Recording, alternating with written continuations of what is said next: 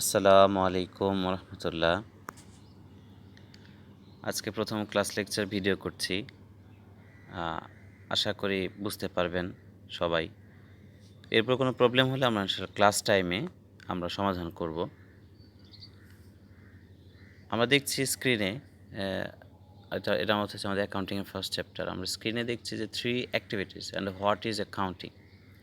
আমরা গত ক্লাসে আলোচনা করেছিলাম যে accounting is an information systems that identifies, records, and communicate the economic events of an organization to interested users.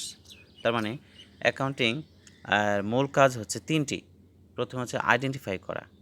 আমরা বলেছি তিনটি কাজ: আইডেন্টিফাই, রেকর্ডিং অ্যান্ড কমিউনিকেশন। তাহলে প্রথম কাজ যেটা আইডেন্টিফাই মানে কি? আইডেন্টিফাই মানে হচ্ছে ফাইন্যান্সিয়াল ট্রানজ্যাকশন আইডেন্টিফাই করা। তার মানে এখানে আরেকটা বিষয় আমরা আলোচনা করি যে ফাইন্যান্সিয়াল ট্রানজ্যাকশন বলতে আমরা মূলত আসলে আর্থিক লেনদেন বুঝি। এখন আর্থিক লেনদেন দেখা যাচ্ছে ব্যবসায়িক প্রতিষ্ঠানের ক্ষেত্রে লেনদেনগুলোকে আমরা সাধারণত আর্থিক লেনদেন বলি। তাহলে এখানে আরেকটা বিষয় আমরা জেনে নেই যে লেনদেন বলতে আসলে দুই ধরনের লেনদেন বোঝায়, একটা ব্যক্তিগত লেনদেন, আরেকটা ব্যবসায়িক লেনদেন। তাহলে ব্যক্তিগত লেনদেন বা পার্সোনাল ট্রানজ্যাকশন এটা কখনো ব্যবসা অ্যাকাউন্টিং এটাকে কখনো লেনদেন হিসেবে কাউন্ট করে না। তাহলে ব্যবসা অ্যাকাউন্টিং লেনদেন বলতেই বোঝায় ব্যবসায়িক লেনদেন। তাহলে ব্যবসায়িক লেনদেন হতে হবে, নন ব্যবসাও হতে পারে, তবে এটা ফিন্যান্সের সাথে আর্থিক সম্পদের সাথে জড়িত হতে হবে। তাহলে অ্যাকাউন্টিংয়ের প্রথম কাজ হচ্ছে আইডেন্টিফাই করা। কি আইডেন্টিফাই করা? এটা ব্যবসায়িক লেনদেন কি না। ওকে, যখনই নেক্সট স্টেপ হচ্ছে দ্বিতীয় ফাংশন হচ্ছে রেকর্ডিং করা। তাহলে যখনই ব্যবসা জানলো যে এটা হচ্ছে ব্যবসায়িক লেনদেন, তখন সেটা রেকর্ড করবে, সেকেন্ড স্টেপ। এবং থার্ড স্টেপ রেকর্ড করার পরে ব্যবসা প্রতিষ্ঠানের লাভ লোকসান যা হয় সব কিছু বের করে সবার শেষে তারা কমিউনিকেট করবে, প্রতিষ্ঠানের মালিক ম্যানেজারকে তারা তথ্য সরবরাহ করবে। এদের বলা হচ্ছে যে most important functions of accounting. এজন্যই আমরা দেখছি এটাকে বলা হয় যে কমিউনিকেশন, কারণ তথ্যের উপর ব্যবসায়ের সকল ধরনের সিদ্ধান্ত নির্ভর করে। এজন্যই এটা খুব ইম্পর্ট্যান্ট ফাংশনস। তাহলে আমরা যদি খুব সংক্ষেপে দেখি যে অ্যাকাউন্টিং আসলে মানে কি, আমরা বলেছিলাম যে অ্যাকাউন্টিং একটি তথ্য ব্যবস্থা। Accounting is an information system that, তাহলে কাজ কি? That identifies, records and communicate the economic events of an organization to interested users. It is the simplest definition of accounting. তাহলে অ্যাকাউন্টিংয়ের খুব সহজতম ডেফিনেশনের মধ্যে এটা সারা বিশ্বব্যাপী চলে এবং বইটি আমেরিকান রাইটারের লেখা। আমরা জানি যে কাইসো কেমেলের যে বইটা, সে বই থেকে এই স্লাইডটা নেওয়া। তাহলে আমরা খুব সংক্ষেপে অ্যাকাউন্টিংয়ের ডেফিনেশনটা জানলাম। এরপরে যদি কোনো কারো প্রশ্ন থাকে আমরা ইনশাআল্লাহ ক্লাস টাইমে এগুলো সমাধান করব। এবার চলে যায় আমাদের নেক্সট টপিকস। খুব সংক্ষিপ্ত একটা হিস্ট্রি পড়ব আমরা, অ্যাকাউন্টিংয়ের ইতিহাস, কে অ্যাকাউন্টিং আবিষ্কার করলেন তার খুব সংক্ষিপ্ত একটা ইনফরমেশন। স্ক্রিনে আমরা দেখতে পাচ্ছি একজন ব্যক্তি ছবি আঁকাচ্ছে। তো আসলে এটা ওই সময়ের একটা স্কেচ ছবি, আঁকানো ছবি, তখন তার ক্যামেরা ছিল না। তো এই লোকটার নাম হচ্ছে লুকা প্যাসিওলি। আর ওনার পাশে যেটা আছে উনি কিন্তু হচ্ছে অ্যাটেন্ডেন্ট, ওনার সহযোগী, অ্যাসিস্ট্যান্ট। তো এই লোকের নাম হচ্ছে লুকা প্যাসিওলি। উনি ইতালিতে জন্মগ্রহণ করেন, ইতালিতে জন্মগ্রহণ করেন এবং আমরা দেখছি উনি লিওনার্দো দা ভিঞ্চির বন্ধু। 1494 সালে উনি একটা বই লেখেন, বইটা এখানে দেওয়া আছে, আমরা দেখছি Summa de Arithmetica Geometria Proportioni et Proportionalita. He first introduce the concept of double entry system. এবং এই বইটা মূলত অ্যারিথমেটিক, পাটিগণিত, জিওমেট্রিয়া জ্যামিতি এবং প্রপোর্শনেটের অনুপাত সমানুপাত নিয়ে লেখা। কারণ উনি ছিলেন নিজে একজন ম্যাথমেটিক্সের ছাত্র, গণিতের ছাত্র, এবং উনি একজন প্রাইস ছিলেন, ধর্মযাজক ছিলেন ইতালির। তো উনি যে বইটা লিখেছেন ম্যাথমেটিক্সের উপরে, তার মধ্যে একটা চ্যাপ্টারে ছিল ডাবল এন্ট্রি সিস্টেম। এই ডাবল এন্ট্রি সিস্টেম আলোচনা করার জন্যই ওনাকে বলা হয় ফাদার অফ অ্যাকাউন্টিং। তাহলে এই ডাবল এন্ট্রি সিস্টেমটা কী ছিল? ডাবল এন্ট্রি সিস্টেম ছিল যে প্রত্যেকটি লেনদেনের মধ্যে দুটো দিক থাকবে। প্রত্যেকটি লেনদেনে কয়টি দিক থাকবে? দুটো দিক থাকবে। একটি পক্ষকে আমরা বানাবো ডেবিট, আরেকটি পক্ষকে বানাবো আমরা ক্রেডিট। এবং মজার ব্যাপার হচ্ছে দুটো পরিমাণ সমান হয় এবং সময় শেষে দুই পাশে সবসময় মিলে যায়। নিউটনের তত্ত্বের মতো খুব সুন্দর একটা তত্ত্ব আবিষ্কার করেছেন এবং যার উপরেই পুরো মডার্ন অ্যাকাউন্টিং ইজ বেসড। তো এই জন্যই আমরা জানি যে লুকা প্যাসিলেকে বলা হয় ফাদার অফ অ্যাকাউন্টিং, অ্যাকাউন্টিংয়ের জনক। এবার একটু জেনে নেই লুকা প্যাসিলের সময় খুব সংক্ষিপ্ত বিবরণ। তার জন্মসাল 1446 বা 47 আর মৃত্যু হচ্ছে 1517 সাল।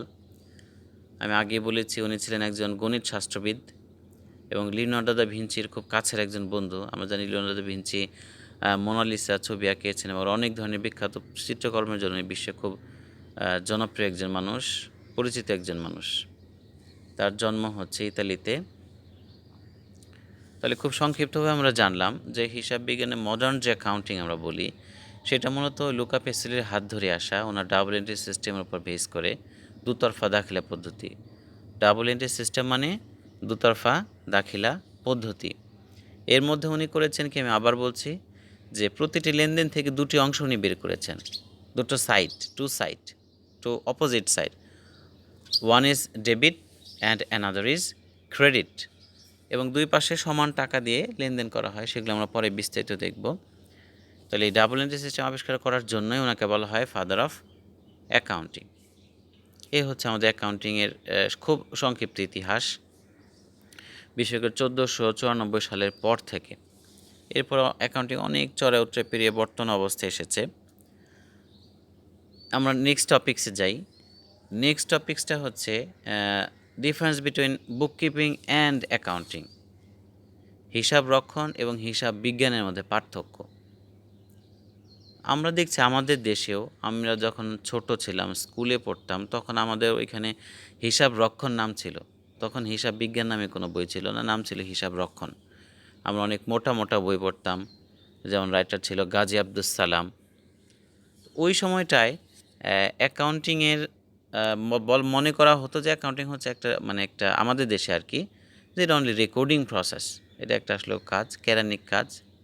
কিন্তু the concept has changed totally now days. তো বর্তমানে আসলে রেকর্ডিং প্রসেসে অ্যাকাউন্টিং সীমাবদ্ধ না, রেকর্ডিংয়ের পরে পাশে কমিউনিকেট ইনফরমেশন, এটা সবচেয়ে ইম্পর্ট্যান্ট হয়ে দাঁড়িয়েছে। যে তথ্য দিয়ে আরেকজনকে, অন্য একটা পক্ষকে তথ্য দেয়, এটাই হচ্ছে সবচেয়ে গুরুত্বপূর্ণ।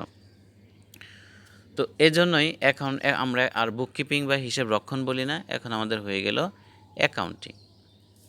তাহলে খুব সিম্পল ডেফিনেশন আমরা পার্থক্য দেখছি যে bookkeeping usually involves only the recording of economic events. তাহলে হিসাব রক্ষণ বলতে বোঝাতো যে একটা রেকর্ডিং প্রক্রিয়া, একটা করণিক কাজ, এরপরে কাজ নেই। But accounting involves the entire process of identifying, recording and communicating economic events. কিন্তু অ্যাকাউন্টিং বলতে আমরা বলছি যে না, রেকর্ডিং না, শুরু থেকে শেষ পর্যন্ত ইনফরমেশন কমিউনিকেট করা পর্যন্ত হচ্ছে অ্যাকাউন্টিংয়ের কাজ। এজন্যই আমরা জানি যে অ্যাকাউন্টিং এত গুরুত্বপূর্ণ এবং পৃথিবীর অধিকাংশ বিশ্ববিদ্যালয়গুলোতে বিজনেস এবং সায়েন্সরাও এটা পড়ে। যেমন এখানে এই বিশ্ববিদ্যালয়ে তো সায়েন্সে আমরা অ্যাকাউন্টিং পড়ানো হয়, মাস্টার্সে অ্যাকাউন্টিং পড়ানো হয়। আমি আগে দুটো বিশ্ববিদ্যালয়ে ছিলাম, ওখানে অ্যাকাউন্টিং অন্য গ্রুপের নন কমার্স যারা, নন বিজনেস যারা, তাদেরকে অ্যাকাউন্টিং পড়ানো হয়। এই জন্য অ্যাকাউন্টিংয়ের জনপ্রিয়তা এত বেশি এবং এটা বিশ্বব্যাপী জনপ্রিয় হবে। আমরা আরও জানি যে অ্যাকাউন্টিং হচ্ছে the fundamental source of information. যে কোনো প্রতিষ্ঠান, আর্থিক প্রতিষ্ঠানের মৌলিক তথ্যই দেয় হচ্ছে অ্যাকাউন্টিং। এই জন্যই বলা হয় accounting is the language of business. হিসাব বিজ্ঞানকে ব্যবসায়ের ভাষা বলা হয়। এই হচ্ছে আমাদের তৃতীয় topics, the difference between bookkeeping and accounting, হিসাব রক্ষণ এবং হিসাব বিজ্ঞানের মধ্যে পার্থক্য কী। তবে অনেকেই অ্যাকাউন্টিংয়ের পরিবর্তে অ্যাকাউন্টেন্সি এই শব্দটাও ব্যবহার করে। অ্যাকাউন্টেন্সিও মানে হিসাব বিজ্ঞান বোঝায়, তবে শব্দের জনপ্রিয়তাতে অ্যাকাউন্টিং শব্দটাই বেশি জনপ্রিয় অ্যাকাউন্টেন্সির চাইতে। তো যা হোক, আমরা আমাদের পরবর্তী টপিক্সে যাচ্ছি। হু ইউজেস অ্যাকাউন্টিং ডেটা, কাদের অ্যাকাউন্টিং তথ্য দরকার। খুব সিম্পল আমরা দেখছি এখানে আমাদের স্লাইডে যে অ্যাকাউন্টিং আসলে তথ্য সবারই দরকার, যাদের প্রয়োজন, যার ক্ষুধা লাগে সেই তো ভাত খাবে, সেই তো অন্যান্য কিছু খাবে, কারণ তো ক্ষুধা লাগে না, সে তো খাবে না। সুতরাং বোঝা যাচ্ছে তাদের তথ্য দরকার যারা লেনদেন করবে, যারা ব্যবসায়ের স্বার্থের সাথে জড়িত। তারপর আমরা দেখছি যে দুই ধরনের তথ্য ইনফরমেশন ইউজার ভাগ করেছে, একটা হচ্ছে ইন্টারনাল ইউজার্স আর একটা হচ্ছে এক্সটার্নাল ইউজার্স। আমরা ভিডিওতে দেখতে পাচ্ছি যে ওই প্রতিষ্ঠানের management, human resource, finance, marketing, এরা হচ্ছে ইন্টারনাল, তার মানে যারা ওই প্রতিষ্ঠানে জব করে, ওই প্রতিষ্ঠানে যারা অলরেডি আছে। যেন আমরা হচ্ছে সবাই ফজিলাতুন্নেসা মুজিব বিশ্ববিদ্যালয়ের আমরা পরিবার, স্টুডেন্ট, শিক্ষক সবাই। সুতরাং আমরা হচ্ছে ইন্টারনাল ইউজার্স। এই বিশ্ববিদ্যালয়ের কোনো তথ্য আমরা যদি নেই, তাহলে আমরা হলাম ইন্টারনাল ইউজার্স। আর যারা এই প্রতিষ্ঠানের সাথে ডিরেক্ট জড়িত না কিন্তু তথ্য জানতে চায়, তারা হচ্ছে ইনডিরেক্ট ইউজার্স। যেমন এখানে আমেরিকানে একটা দেখা যাচ্ছে IRS, internal revenue service, investors যারা বিনিয়োগ করবে, labour union, creditors, securities and exchange commission SEC, customers যারা এই প্রতিষ্ঠান থেকে অন্য ব্যবসায়ী প্রতিষ্ঠানে লেনদেন করবে। তাহলে আমরা এখান থেকে খুব সংক্ষেপে জানলাম যে অ্যাকাউন্টিংয়ের তথ্যগুলো দুই ধরনের মানুষ ব্যবহার করে, একটা হচ্ছে ইন্টারনাল ইউজার্স, আরেকটা হচ্ছে এক্সটার্নাল ইউজার্স। এই খুব সংক্ষিপ্ত একটা তথ্য। আমরা এবার এর পরের কোশ্চেনে চলে যাই। তাহলে এটা ক্লিয়ার আমি আশা করছি যে দুই ধরনের ইউজার থাকে, একটা হচ্ছে ইন্টারনাল যারা প্রতিষ্ঠানে কাজ করে, প্রতিষ্ঠানের মধ্যে সীমাবদ্ধ তারা, আরেকটা হচ্ছে এক্সটার্নাল ইউজার্স, তারা হচ্ছে বাইরের মানুষ যারা ওই প্রতিষ্ঠানের সাথে ডিরেক্ট জড়িত নয়, কিন্তু ওরা অনেক সময় ইনভেস্ট করতে চায়, এই প্রতিষ্ঠানের খোঁজ খবর নেয়, বিশেষ করে যারা শেয়ার মার্কেটে কাজ করে। তাহলে শেয়ার মার্কেটে ইনভেস্ট করার আগে তারা করে কি, সে তথ্যগুলো যাচাই করে নেয় যে আমি এই প্রতিষ্ঠানের শেয়ার কিনবো কিনা, লাভ ঠিক আছে কিনা, ডিভিডেন্ড তারা দিবে কিনা ইত্যাদি। তাহলে আমরা আগে বলেছি যে সব ধরনের তথ্যই এরপরে স্লাইডে দেখা যাচ্ছে যে হো uses accounting data, accounting data কারা ব্যবহার করে। তাহলে এখানে প্রশ্ন দেখা যাচ্ছে যে একটা কোশ্চেন খুব সংক্ষেপে দেখা যাচ্ছে, can we afford to give our employees a pay raise, আমরা কি কর্মীদেরকে বেতন বাড়িয়ে দিতে পারি? এই চিন্তাটা মাথায় ঘুরছে হচ্ছে হিউম্যান রিসোর্স ডিপার্টমেন্ট। তাহলে এই তথ্য তারা কখন পাবে? যখন তারা ফাইন্যান্সিয়াল স্টেটমেন্ট বা অ্যাকাউন্টিংয়ে যখন তখন তথ্য নিবে তখন তারা বলতে পারবে হ্যাঁ কর্মীদের বেতন দিতে পারবে কি না। তার মানে যত ধরনের কোশ্চেন ফিনান্সিয়াল সাথে related, all questions is answered by the information accounting information. এর জন্যই অ্যাকাউন্টিংকে এখন আর অ্যাকাউন্টিং বলা হয় না, বলা হয় এটা একটা তথ্য ব্যবস্থা। It gives information to all the users of the information. তাহলে সবাইকে তারা তথ্য দেয়। কে তথ্য দেয়? অ্যাকাউন্টিং তথ্য দেয়। তাহলে আমরা এই মোটামুটি টপিকস এটুকুই জানলাম যে অ্যাকাউন্টিং প্রায় সব ধরনের তথ্য দেয়, সব গ্রুপ সবাইকে অ্যাকাউন্টিং তথ্য দেয়। এই জন্য accounting is the fundamental sources of information, এবং অ্যাকাউন্টিংকে বলা হয় যে ল্যাঙ্গুয়েজ অফ বিজনেস বা ব্যবসায়ের ভাষা। এবার আমরা যাই আমাদের এরপরে আরেকটা খুব ইম্পর্ট্যান্ট একটা টপিকসে, একে বলা হয় the building block of accounting. অ্যাকাউন্টিংয়ের ভিত্তিটা কি? Ethics in financial reporting. এটা খুব ইম্পর্ট্যান্ট যে যিনি তথ্য রেকর্ড করছেন, তথ্য বলছেন, উনি যদি ভুল তথ্য দেয় তাহলে সব কিছু বরবাদ। আমরা জানি যে করোনার সময় বর্তমান ভুয়া সার্টিফিকেট দিচ্ছে যে তার করোনা হয়নি, অথচ তারা যখন জাপানে গিয়ে ধরা পড়লে করোনা হয়েছে, তখন জাপানের সাথে বাংলাদেশের সম্পর্ক খারাপ হয়ে গেল, যে তারা ফ্লাইটই বাতিল করেছে, বাংলাদেশের সাথে আর কোনো লেনদেনই করবে না। এই রিসেন্টের ঘটনা, ঘুষের মাধ্যমে তারা সার্টিফিকেট নিচ্ছে বাংলাদেশ থেকে। যাকে তাহলে এক্ষেত্রে ঠিক অ্যাকাউন্টিংয়ের ক্ষেত্রেও বড় বড় প্রতিষ্ঠানে ভুল তথ্য দেওয়ার কারণে, ভুল রেকর্ড কারণে অনেক বড় বড় হয়েছিল। এই জন্যই এই ভুল যেন রেকর্ড না হয়, আমেরিকা দেখেছি কতগুলো অ্যাক্ট করেছে তারা। এই অ্যাক্ট যেমন অক্সলি অ্যাক্ট 2002, এভাবে তারা বিভিন্ন একটা আইন পাস করেছে যে না, কোনোভাবে অ্যাকাউন্টিংয়ের কোনো তথ্য ভুল দেওয়া যাবে না।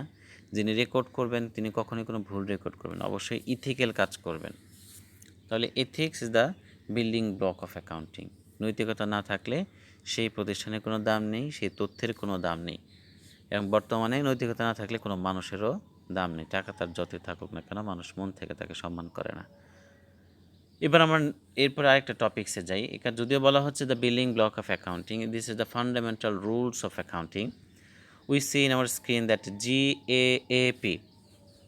জিএএপি মানে কি?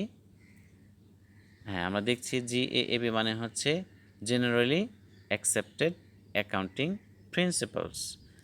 তাহলে কি জিএএপি মানে আমরা জানলাম যে The accounting profession has attempted to develop a set of standards that are generally accepted and universally practiced. তাহলে কিছু নিয়ম কানুন, কিছু রুলস, যে রুলসগুলো থাকলে আমরা হিসাব বিজ্ঞানের অ্যাকাউন্টিংয়ের সব কিছু রেকর্ড করা আমাদের জন্য সহজ হবে। তাহলে এই রুলসগুলোকে সংক্ষেপে বলা হচ্ছে আমেরিকায় GAAP, generally accepted accounting principles. তাহলে যে নীতিগুলো আমরা শিখবো আমাদের আজকে শুরুর চ্যাপ্টারে, জেনারেলি অ্যাকসেপ্টেড অ্যাকাউন্টিং প্রিন্সিপালস, তাহলে কিছু নীতি আমরা শিখবো, যে নীতিগুলো শিখতে পারলে আমরা অ্যাকাউন্টিং সম্পর্কে মৌলিক বিষয় জানবো এবং অ্যাকাউন্টিংয়ে সব কিছু রেকর্ড করতে পারবো। এই রেকর্ড করার আগে আমরা আরেকটা বিষয় জানা দরকার, সেখানে আমরা দেখছি যে ফাইন্যান্সিয়াল স্টেটমেন্ট বলতে আমরা কী বুঝি। Next topics, what is financial statement? আর্থিক বিবরণী বলতে আমরা কী বুঝি? তাহলে আমরা জানি যে প্রতিষ্ঠানে লাভ লোকসান হিসাব তৈরি করতে হয়, কত লাভ কত লস মানুষ জানতে চায়। এখানে আমরা দেখছি যে নোট ডিসক্লোজার মূলত চারটি স্টেটমেন্ট হয়। প্রতিটি ফাইন্যান্সিয়াল স্টেটমেন্ট যারা রেকর্ড করে, বিশেষ করে কোম্পানিতে, 4 ধরনের হিসাব তৈরি করা হয়। আমরা একটু মুখস্থ করে নেব 4 ধরনের স্টেটমেন্টগুলো কী কী। Number 1, income statement. এর বাংলা হচ্ছে আয় হিসাব, লাভ লোকসান বিবরণী, আয় ব্যয় হিসাব বা লাভ লোকসান বিবরণী, কত লাভ হলো কত লস হলো, ইনকাম স্টেটমেন্ট। সেকেন্ডে আমরা দেখছি স্টেটমেন্ট অফ ওনার্স ইকুইটি, মালিকানা সত্ত্বের বিবরণী, স্টেটমেন্ট অফ ওনার্স ইকুইটি, মালিকানা সত্ত্বের বিবরণী। নাম্বার 3 আমরা দেখতে পাচ্ছি স্টেটমেন্ট অফ ক্যাশ ফ্লোস, নগদ প্রবাহ বিবরণী। আমরা এগুলো মুখস্থ করব। নাম্বার 4 দেখতে পাচ্ছি ব্যালেন্স শিট, ব্যালেন্স শিট এর বাংলাটা হচ্ছে উদ্ধৃতপত্র। বাংলায় কঠিন, কিন্তু ছাত্রছাত্রীরা মনে রাখো, বুঝছো? ইংরেজি সহজ। ইংরেজি সহজ, বাংলায় কঠিন ভাষা। কারণ এই নোট ব্যালেন্স শিট কত সুন্দর সহজ, আর বাংলায় পড়তে গেলে উদ্ধৃতপত্র বানানটাও কঠিন। ওকে, as we have to write down everything in English, so English is easy language and it will be easy for us. তাহলে আমরা জানলাম যে আর নোট ডিসক্লোজার হচ্ছে টিকা প্রতিটা টপিকস, প্রতি লেনদেনের বিপক্ষে যে ডকুমেন্টস থাকে ওটাকে আমরা বলবো নোট ডিসক্লোজার, সেটা আমাদের কোনো স্টেটমেন্ট না। তাহলে আমরা দেখতে পাচ্ছি there are 4 financial statement which is mandatory for every financial organizations. Number 1, income statement. Number 2, statement of owner's equity. Number 3, statement of cash flow. And last one, number 4, balance sheet. তাহলে এগুলো আমরা ইনশাআল্লাহ আস্তে আস্তে দেখব how to prepare this financial statements. তাহলে আমরা মুখস্থ করে ফেলবো সবাই যে ফাইন্যান্সিয়াল স্টেটমেন্ট। তাহলে প্রথম প্রশ্ন হলো what is financial statement? Financial statement বলতে কী বোঝো? আমরা যদি বাংলায় সহজ করে বলি যে প্রতিটি প্রতিষ্ঠান তাদের লাভ লোকসান ইত্যাদি আর্থিক অবস্থা প্রকাশ করার জন্য যে হিসাবগুলো করতে হয় তাদেরকে আমরা ফাইন্যান্সিয়াল স্টেটমেন্টস। আর if you want to talk in English then you have to say that financial statements are those statements which are prepared to show the overall financial condition of an organization. তাহলে একটা প্রতিষ্ঠানের সার্বিক আর্থিক অবস্থা প্রকাশ করার জন্য যে স্টেটমেন্টগুলো তৈরি করতে হয় তাদেরকে আমরা বলবো financial statements. And the major 4 financial statements are income statement, owner's equity statement, statement of cash flows and balance sheet. ওকে, আমরা তাহলে একটু এগোই। এগুলো তোমরা সব ভিডিওগুলি মনোযোগ দিয়ে শুনবে এবং if you face any kinds of problem will discuss in our class. আর আজকের ক্লাসটা আমরা অত বিস্তারিত নিব না, তোমরা ভিডিওটা দেখবা। এবার যাই, এই যে একটু আগে বললাম যে গ্যাপ, কিছু নীতি, আমরা now to discuss few principles. There are so many principles in accounting অনেকগুলো নীতি আমরা পড়েছি, কিন্তু তোমাদের এতগুলো পড়াবো না, because you are the basic and fundamental students of accounting, and there are so many students who is in this class who study accounting for their first time in their life. তাহলে জীবনে তারা প্রথম এটা accounting দেখছে। So let's start. আমরা 5টি আলোচনা করব, 5টি নীতি আলোচনা করব। Look at to our screen. There are many accounting principles of accounting. Only 5 basic principles are discussed. তাহলে মূলত আমরা 5টি নীতি আলোচনা করব। আমরা দেখছি কয়টি নীতি আলোচনা করব? 5টি নীতি। এবং এই 5টি যদি আমরা জানি, আশা করা যায় যে আমরা অ্যাকাউন্টিংয়ের মৌলিক বিষয়গুলো জানব। তো number 1, cost principal. Cost principal Bangla কি? ক্রয় মূল্যনীতি। কস্ট প্রিন্সিপাল বা ক্রয় মূল্যনীতি, এর আরেকটা নাম হচ্ছে হিস্ট্রিক্যাল কস্ট প্রিন্সিপাল, ঐতিহাসিক ক্রয় মূল্যনীতি। এই নীতিটা আমরা আলোচনা করব। এরপরে monetary unit assumptions. Monetary unit assumptions মানে হচ্ছে আর্থিক সত্তা একক বা আর্থিক একক ধারণা। আর্থিক একক ধারণা। Number 3, economic entity assumptions. Economic entity assumptions আর্থিক সত্তামূলক ধারণা। আগেটা হচ্ছে যে অর্থের একক ধারণা, আর এটা হচ্ছে আর্থিক সত্তামূলক ধারণা। Number 4, going concern concept and periodicity concept মানে হচ্ছে চলমান নীতি এবং কালীন নীতি। দুটো একসাথে করেছি, আলাদাও ছিল, একসাথে করেছি আমাদের বোঝা সহজের জন্য। আর সবার শেষে হচ্ছে কনজারভেটিজম কনসেপ্ট, রক্ষণশীলতার নীতি। কনজারভেটিজম কনসেপ্ট, রক্ষণশীলতার নীতি। তাহলে ডিয়ার স্টুডেন্টস, আমরা বলেছি যে 5টি নীতি যদি আমরা আলোচনা করি তাহলে আমাদের অ্যাকাউন্টিংয়ের মৌলিক একটা ধারণা পাবো। আমাদের পুরো চ্যাপ্টারের জন্য, পুরো কোর্সের জন্য আমরা মূলত এই 5টি নীতিই পড়ব। আর আমাদের বাকিগুলো আপাতত পড়ার দরকার নেই।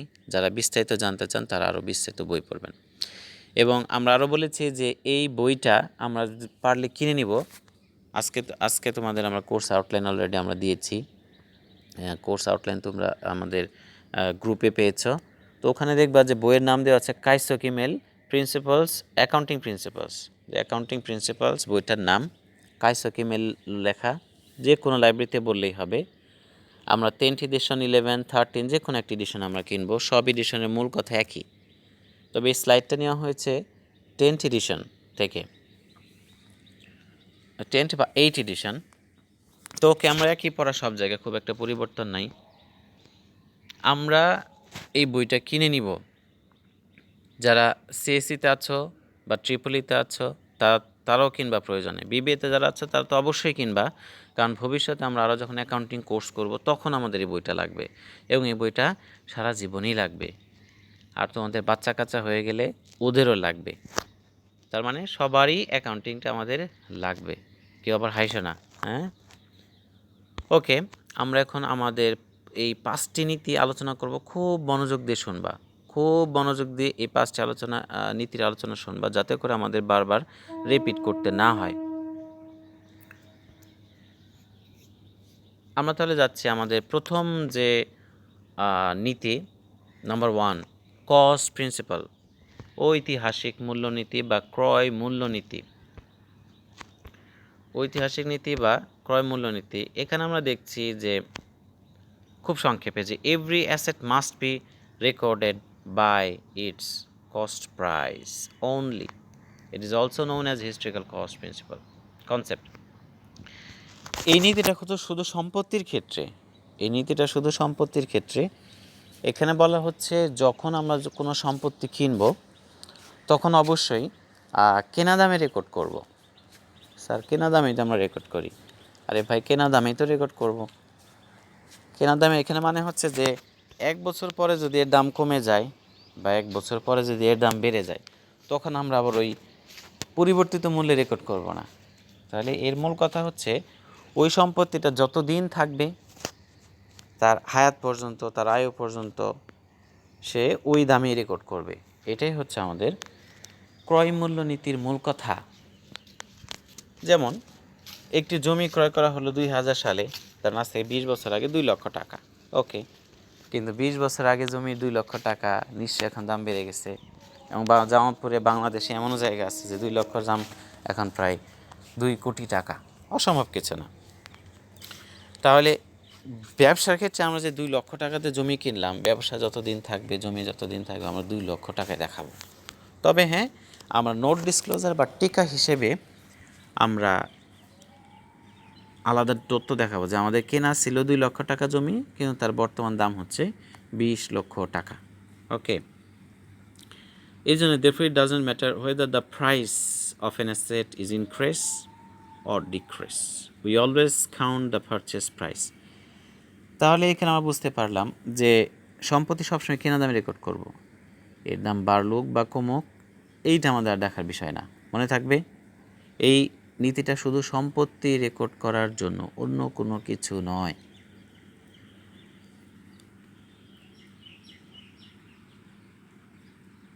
তাহলে কস্ট প্রিন্সিপাল সম্পর্কে আরও কিছু বলা হচ্ছে। It details that the companies record asset at their cost, recorded at cost when purchased and also over the time the asset is held. Cost easily verified, whereas market value is often subjective. Fair value information may be more useful. এখানে মানে হচ্ছে যে আমরা যখন সম্পত্তি কেন এটা করা হয়, একই দাম রাখবো তখন হিসাব করতে সুবিধা হবে। তাহলে একটা সম্পদ যাবে 50 বছর, প্রতি বছরে তার দাম পরিবর্তন হবে, প্রতি বছর সেগুলো রেকর্ড করব, এটা অ্যাকাউন্টিংয়ে খুব ঝামেলা সৃষ্টি করে। এই জন্য বিশ্বব্যাপী আমাদের একই নিয়ম অনুসরণ করা হয়। এখানে আরেকটা কথা বলে রাখি আমরা, যে অ্যাকাউন্টিংয়ের ক্ষেত্রে যে আমরা রুলসগুলো পড়ছি, these rules is applicable not only in for Bangladesh but all over the world. তাহলে সারা বিশ্বের জন্য এই নিয়মগুলো প্রযোজ্য, যে মৌলিক নিয়মগুলো আমরা শিখছি।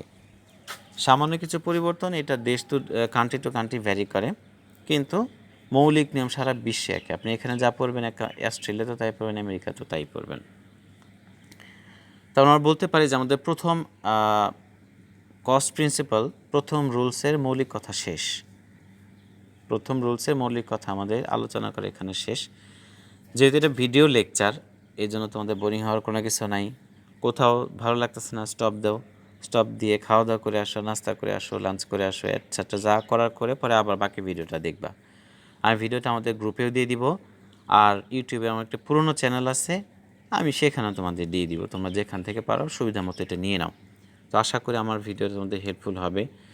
আমরা আরেকটু ক্লাস লেন্দি করি।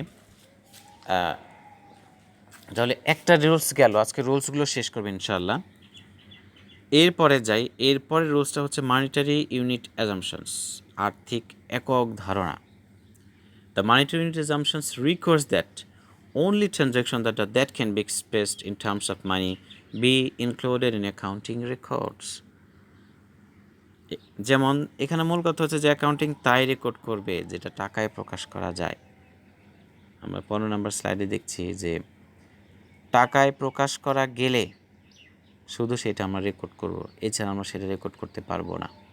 যেমন a good manager dies yesterday, it was a great loss but it cannot be measured in monetary terms. একজন ম্যানেজার, খুব দক্ষ ম্যানেজার মারা গেছে, ব্যবসায় একটা লস হয়ে গেল, কারণ দক্ষ ম্যানেজার পাওয়া, বিশ্বস্ত ম্যানেজার পাওয়া অনেক কঠিন কাজ, তাকে ট্রেন আপ করা কঠিন কাজ, অনেক সময়ের ব্যাপার। কিন্তু এই এতটুকু টাইমকে ব্যবসায় লস করলো, কিন্তু কী পরিমাণ লস, যেহেতু এটা মেজার করা যায় না, এজন্যই এই লসটাকে ব্যবসায় রেকর্ডও করতে পারবে না। তো অ্যাকাউন্টিংয়ের ভাষায় ঠিক তেমনি মায়া, মমতা, প্রেম, ভালোবাসার কোনো দাম নাই, বুঝলা?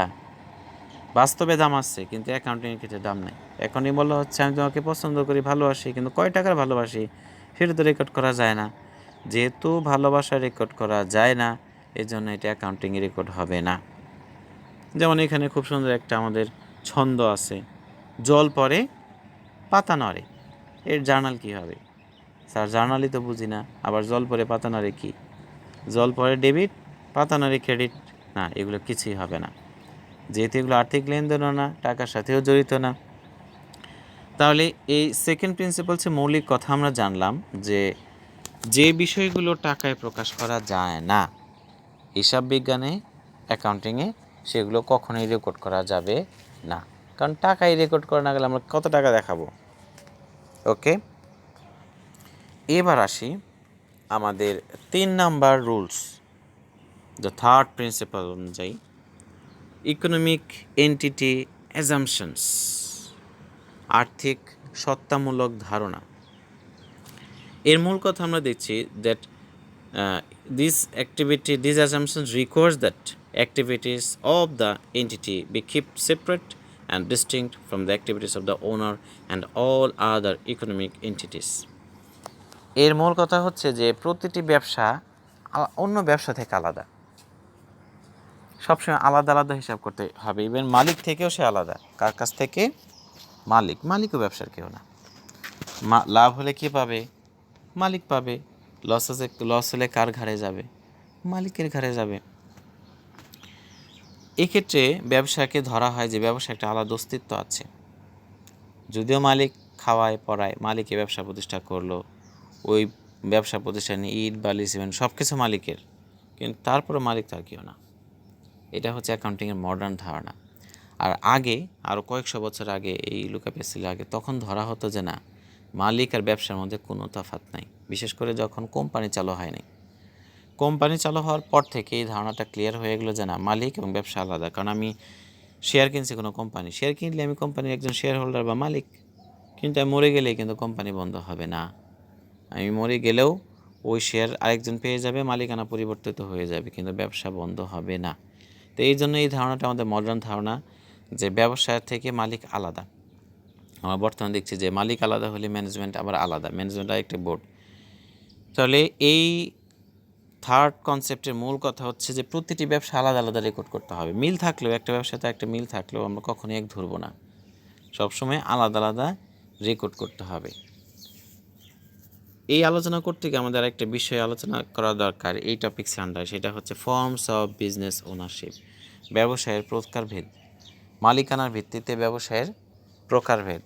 আমরা দেখছি যে এক মালিকানা ব্যবসা, কিংস হলো প্রোপ্রাইটারশিপ ফার্ম, এরপর অংশীদারি ব্যবসা, পার্টনারশিপ ফার্ম, 3 নম্বর কর্পোরেশন বা কোম্পানি। তাহলে what is a company in our country? This is said corporation in USA. তাহলে আমাদের দেশে আমরা কোম্পানি বলি, কিন্তু আমেরিকায় কোম্পানি শব্দের চেয়ে কর্পোরেশন শব্দটা জনপ্রিয়। এই জন্য যে কর্পোরেট কালচার, কর্পোরেশন, এই শব্দগুলি আমেরিকায় জনপ্রিয়। তার কিছু ধাঁচ আমাদের বাংলাদেশেও আসছে, আমরা বলি কর্পোরেট। তাহলে কর্পোরেট বলে মনে কি বোঝায়? কোম্পানি বোঝায়, কোম্পানিতে যারা কাজ করে। খুব সংক্ষেপে আলোচনা করছি। তাহলে এক মালিকানা ব্যবসা কাকে বলে? যারা ব্যবসা স্টুডেন্ট তারা সহজেই জানো, কিন্তু যারা সিএসসি ট্রিপলি তাদেরকে একটু জানা দরকার। এক মালিকানা ব্যবসা বলতে যেমন প্রোপ্রাইটারশিপ বিজনেস, খুব সংক্ষিপ্ত এখানে বৈশিষ্ট্য দিয়েছে, দেখো কোথায় গেল। হ্যাঁ,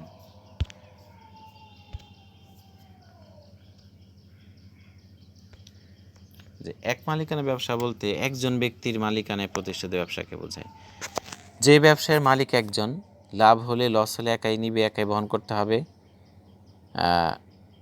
কর্মচারী থাকতে পারে 4-5টা, কিন্তু মালিক একজন। বা এমনও হতে পারে বিরাট বড় কোম্পানি না তো, বিরাট বড় প্রতিষ্ঠান, 100 জন কর্মচারী, কিন্তু মালিক একজন। তাহলে মালিক একজন হলেই সেটা হচ্ছে এক মালিকানা ব্যবসা বা সোল প্রোপ্রাইটারশিপ ফার্ম বা প্রোপ্রাইটারশিপ ফার্ম। আমরা বাংলা অনেক সময় লেখা দেখি প্রোপ্রাইটারশিপ, মালিকানা সত্ত্ব। তাহলে আমরা সংক্ষেপে জানলাম যে ব্যবসার মালিক একজন, লাভ হলে একাই খায়, লস হলে একাই বহন করতে হয়, দায় দেনা সব একার, একে আমরা বলবো এক মালিকানা ব্যবসা। অংশীদারি ব্যবসা কাকে বলে? যেখানে 2 বা ততোধিক মালিক থাকবে। কতজন? কমপক্ষে 2 জন, কিন্তু 20 জনের বেশি হওয়া যাবে না। আর ব্যাংকিং প্রতিষ্ঠানের ক্ষেত্রে সর্বোচ্চ 10 জন। তাহলে আমরা জানলাম যে অংশীদারি ব্যবসা আবার কি চুক্তির ভিত্তিতে হয়। 4 জন মালিক, 4 বন্ধু মিলে ব্যবসা শুরু করছে, তখন চুক্তিতে বলা আছে যে যতটুকু লাভ শেয়ার পাবে সে সেই অনুযায়ী লাভ লোকসান বহন করবে। আর অংশীদারি ব্যবসা একজন মূল্যেও, মানে যে একজন মূল্যের সাথে সাথে চুক্তি শেষ হয়ে যায়, নতুন করে চুক্তি করতে হয়। কারণ অংশীদারি ব্যবসা বারবার মরে, বারবার আবার জীবিত হয়। এই জন্য সবার বিশ্বস্ততার ভিত্তিতে কাজ করতে হবে অংশীদারি ব্যবসার ক্ষেত্রে। এরপরে যাই কর্পোরেশন বা কোম্পানি। আমরা জানি যারা সিএসসি ট্রিপলি তাদের জন্য ধারণা এরকম যে শেয়ার বিক্রি করে বাজার থেকে অনেক টাকা কালেক্ট করে বড় ধরনের কোনো প্রতিষ্ঠান শুরু করলে তাকে বলে কর্পোরেশন বা কোম্পানি। যেমন আমাদের বাংলাদেশে যতগুলো ব্যাংক আছে সবগুলো এক একটা কোম্পানি। যতগুলো bank, square pharmaceuticals, Beximco pharmaceuticals, এই যতগুলো ফার্মাসিউটিক্যাল, যত যত বড় কোম্পানি আছে, ইউনিলিভার, এটাও একটা কোম্পানি। যদিও ইউনিলিভার বিদেশি কোম্পানি, আমরা যা ইউজ করি, আমাদের যতগুলো প্রোডাক্ট ব্যবহার করি আমাদের দেশে, যেমন Surf Excel, Wheel, Pepsodent, Close Up, Sunsilk, All Clear, এই this products are foreign products. Sir আমরা বিদেশি পণ্য ব্যবহার করি এগুলো, হ্যাঁ, কারণ হচ্ছে এর প্যারেন্ট কোম্পানি, মূল কোম্পানি হচ্ছে ইউনিলিভার। তো ইউনিলিভাররাই এই প্রোডাক্টগুলো তৈরি করে, আর বাংলাদেশে তারা ফ্যাক্টরি দিয়েছে, বাংলাদেশে তারা উৎপাদন করে এই দেশে বিক্রি করে। আমরা একে বলি হচ্ছে ফরেন ডিরেক্ট ইনভেস্টমেন্ট, FDI। ওরা ইউনিলিভার বাংলাদেশে বিনিয়োগ করেছে, এখানে উৎপাদন করে এখানে আমাদের বিক্রি করে। তাহলে মোটামুটি একটা ধারণা পেলাম ব্যবসায়ের প্রকারভেদ মালিকানা ভিত্তিতে 3 ধরনের ব্যবসা: এক মালিকানা ব্যবসা, অংশীদার ব্যবসা এবং কর্পোরেশন বা কোম্পানি।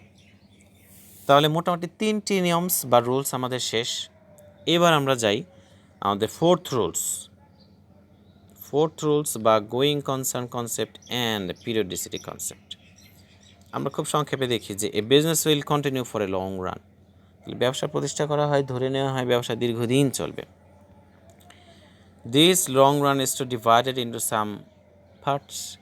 কিন্তু সারা জীবন যদি ব্যবসা চলে 50 বছর, সারা বছরকে আমি অপেক্ষা করবো লাভ লোকসানের জন্য, তা না। তাহলে this part is called a period of accounting. তাহলে একটা নির্দিষ্ট অংশ সময় পর আমরা জানতে চাই, মালিক জানতে চায় যে কত টাকা লাভ বা লস হয়েছে। তাহলে গোয়িং কনসার্ন কনসেপ্টের মূল কথা হচ্ছে ধরে নেওয়া হয় ব্যবসাতে অনির্দিষ্ট কাল চলে যাবে। It will be go on for a long run. Go on. টাইটানিকের গান শুনছো তো তোমরা, গোয়িং অন। হ্যাঁ, তো এই গোয়িং অন এই জন্য বলা হয় গোয়িং কনসার্ন কনসেপ্ট। তাহলে গোয়িং কনসার্ন কনসেপ্ট বা এই কনসেপ্টের মূল কথা হচ্ছে যে ধরে নেওয়া হয় একটা ব্যবসা অনির্দিষ্ট কাল পর্যন্ত চলবে, অথবা একটা নির্দিষ্ট এর উদ্দেশ্য অর্জন হওয়া পর্যন্ত চলবে। আর সেকেন্ড যেটা, সেটা হচ্ছে পিরিয়ডিসিটি কনসেপ্ট। পিরিয়ড এই যে the whole time, long run is divided into short run.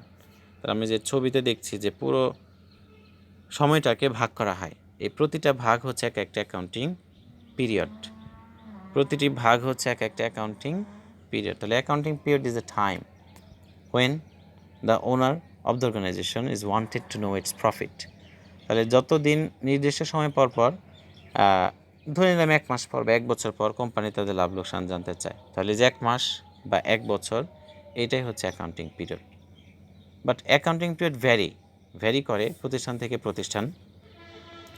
যেমন খুব ছোট প্রতিষ্ঠান, চা পানের দোকান, সিগারেট, তাদের অ্যাকাউন্টিং পিরিয়ড কত দিনের হবে? 1 দিন। তাদের অ্যাকাউন্টিং পিরিয়ড হবে মাত্র 1 দিন, কারণ তারা প্রতিদিনের লাভ লোকসান বের করে, কত টাকা লাভ হইলো ওইখান থেকে তারা আবার বিনিয়োগ করে। আরেকটু বড় প্রতিষ্ঠান, ওরা দেখা যাচ্ছে যে না, প্রতিদিন হিসাব করে না, 2 দিন পরে পরে বা 7 দিন পরে পরে। আরও বড় প্রতিষ্ঠান, তারা দেখা যাচ্ছে যে 1 মাস পরে পরে হিসাব করে।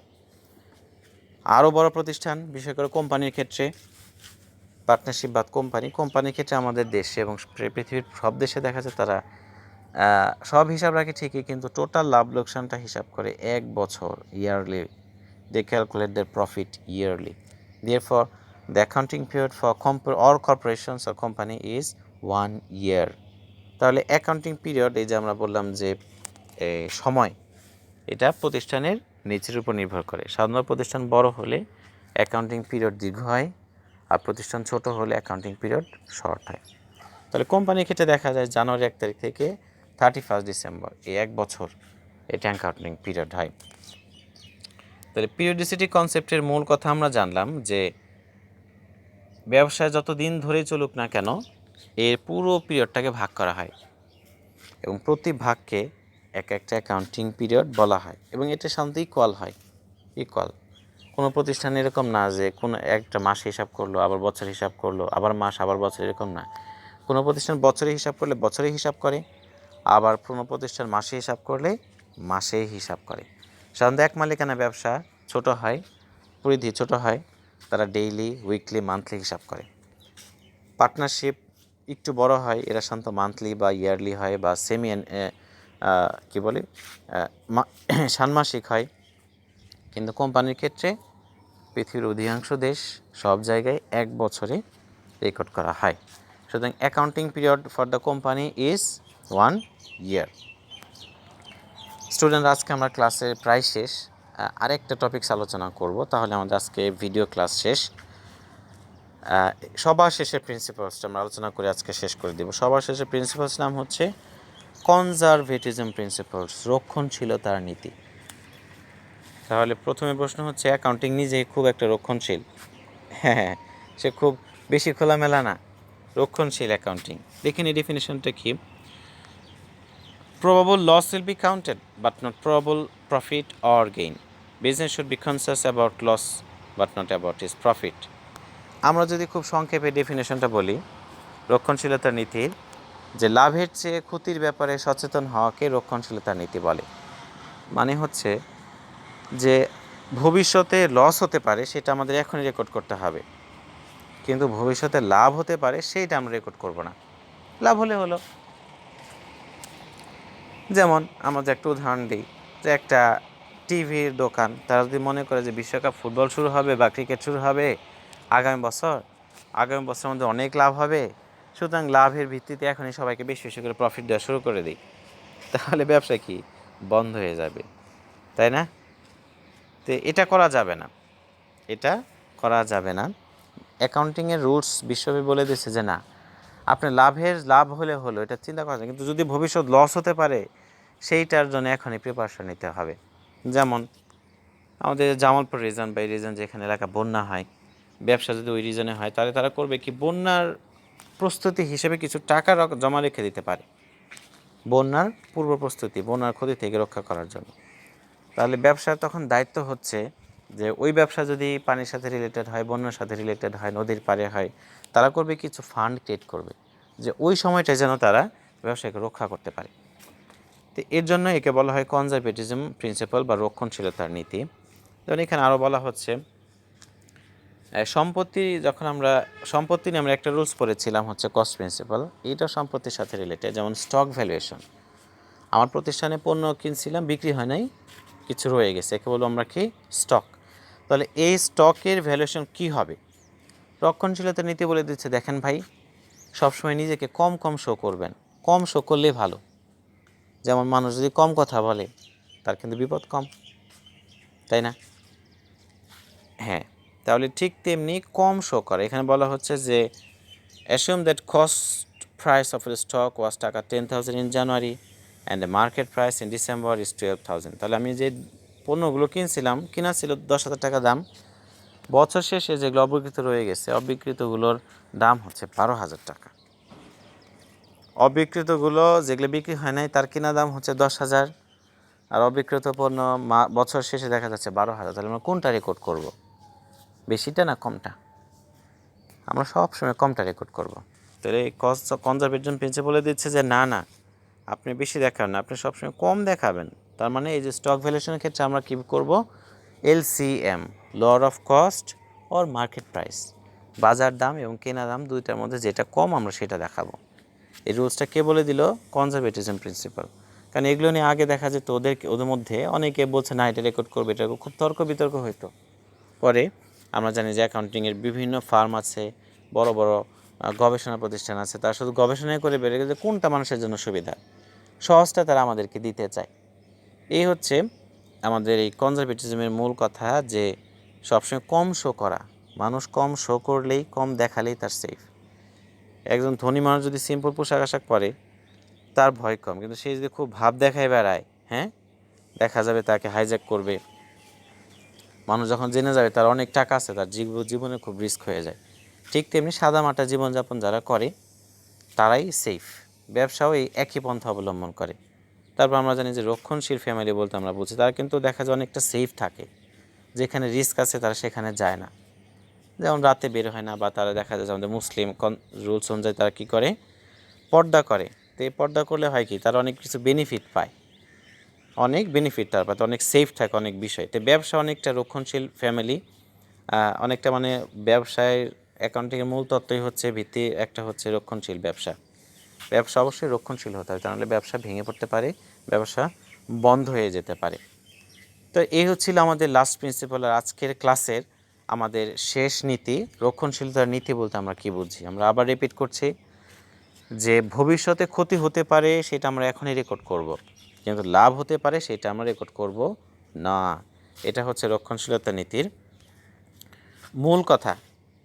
যেমন এখানে আমরা আরেকটা উদাহরণ দিতে পারি, যেমন সাধারণত অধিকাংশ কোম্পানি প্রতিষ্ঠান বাকিতে বিক্রি করে, সব প্রতিষ্ঠানই বাকিতে বিক্রি করলে যে টাকা আদায়, দেখা যাচ্ছে সব টাকা কোনো দিনই আদায় হয় না, 100% রিকভারি হয় না, কিছু না কিছু থেকে যায়। তাহলে প্রতিষ্ঠানে বললো যে আপনাদের যে টাকা অনাদায়ী থেকে যাবে তার নাম হলো ব্যাড ডেট বা কুরিন, ব্যাড ডেট বা কুরিন। তাহলে এই ব্যাড ডেটটা আপনার এখনই রেকর্ড করতে হবে। ভবিষ্যতে কত টাকা লস হতে পারে সেই লসটা আপনি এখন অল্প অল্প করে ফান্ড করেন। প্রতি বছর কিছু কিছু টাকা এই লস মিট করার জন্য জমা রাখেন, পরবর্তী যখন লেনদেন হবে তখন আমরা অ্যাডজাস্ট করব। তাহলে এই কনজারভেটিজম প্রিন্সিপাল অনুযায়ী মূলত ব্যাড ডেট বা কুরিন রেকর্ড করা হয়।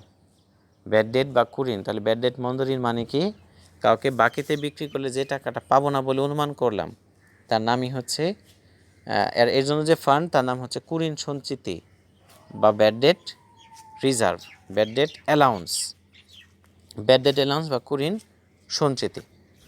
তো ওকে ডিয়ার স্টুডেন্টরা, আজকে এই পর্যন্তই। সবাই ভালো থাকবা, সুস্থ থাকবা। যারা অন্য ডিপার্টমেন্টে আসছো, নন বিজনেস, বিশেষ করে সিএসসি ট্রিপলি, তারা এই বইটা কিনবা, বিজনেসটা তো অবশ্যই কিনবা এবং মৌলিক ধারণাগুলো দেখে নেবা। আর এখন আমাদের সবচেয়ে বড় স্যার হলো গুগল স্যার। গুগল স্যারের কাছে গিয়ে যে কোনো বিষয়ে সার্চ দিলে সে আরও ধারণা আমাদের দিবে। আরও একজন স্যার আছে খুব বিখ্যাত স্যার, তার নাম হলো ইউটিউব স্যার। তো ইউটিউব স্যারে মোটামুটি সব কিছুই পাওয়া যায়, সে প্র্যাকটিক্যাল দেখায় দেয়। তো তোমাদের এই পড়ার পাশেও আমার কথা না বুঝলে গুগল স্যারের কাছে যাবা আর ইউটিউব স্যারের কাছে যাবা, তারা তোমাদের প্র্যাকটিক্যালি হাতে নাতে দেখায় দিবে। তো ঠিক আছে, সবাই ভালো থাক, আজকে এই পর্যন্তই। হ্যাঁ, আসসালামু আলাইকুম ওয়া রাহমাতুল্লাহ।